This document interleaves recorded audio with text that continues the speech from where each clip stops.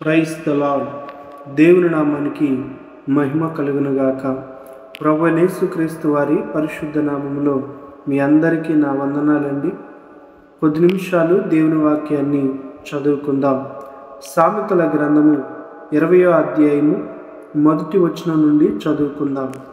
ద్రాక్షారసము వెక్కిరింతల పాలు చేయును, మద్యము అల్లరి పుట్టించును, దాని వశమైన వారందరూ జ్ఞానము లేనివారు. రాజు వలని భయము సింహగర్జన వంటిది. రాజునకు క్రోధము పుట్టించువారు తమకు ప్రాణమోసము తెచ్చుకొందురు. కలహమునకు దూరముగా నుండుట నరులకు ఘనత. మూర్ఖుడైన ప్రతివాడును పోరునే కోరును. విత్తులు వేయు కాలమున సోమరి దున్నడు, కోత కాలమున పంటను గూర్చి వాడు విచారించునప్పుడు వానికేమీ లేకపోవును. నరుని హృదయములోని ఆలోచన లోతు నీళ్ల వంటిది. వివేకము గలవాడు దానిని పైకి చేదుకొనును. దయచూపు వానిని కలుసుకొనుట అనేకులకు తటస్థించును.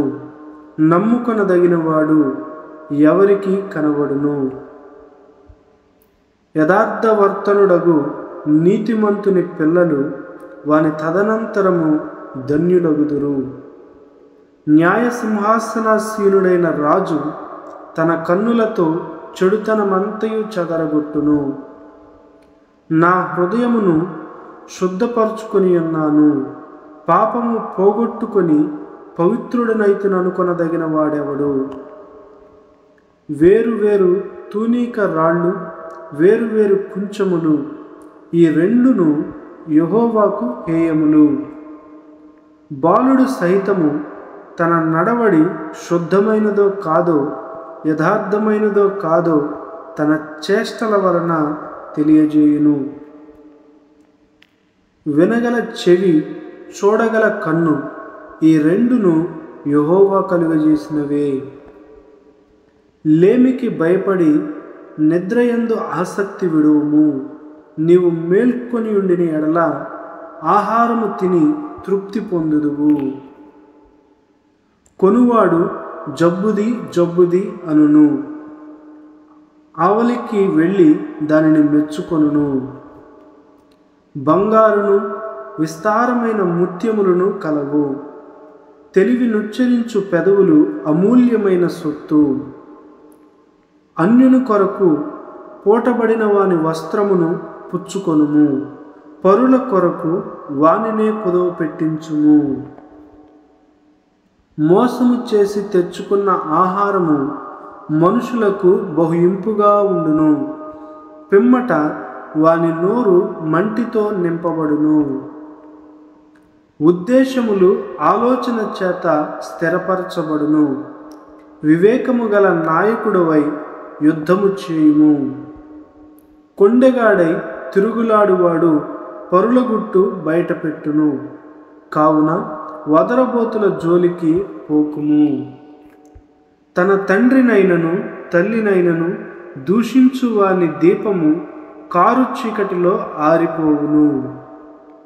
మొదట బహు త్వరితముగా దొరికిన స్వాస్థ్యము తొదకు దీవెన నొందకపోవును. కీడుకు ప్రతి కీడు చేసేదననుకొనవద్దు. యెహోవా కొరకు కనిపెట్టుకొనుము, ఆయన నిన్ను రక్షించును. వేరు తూనీకరాళ్ళు యెహోవాకు హేయములు, దొంగ త్రాసు అనుకూలము కాదు. ఒకని నడతలు యెహోవా వశము, తనకు సంభవింపబోవునది ఒకడెట్లు తెలుసుకొనగలడు. వివేచింపక ప్రతిష్ఠితమని చెప్పుటయు, మురొక్కుకొనిన తరువాత దాని గూర్చి విచారించుటయు ఒకనికి ఉరియగును. జ్ఞానము గల రాజు భక్తిహీనులను చెదరగొట్టును, వారి మీద చక్రము దొర్లించును.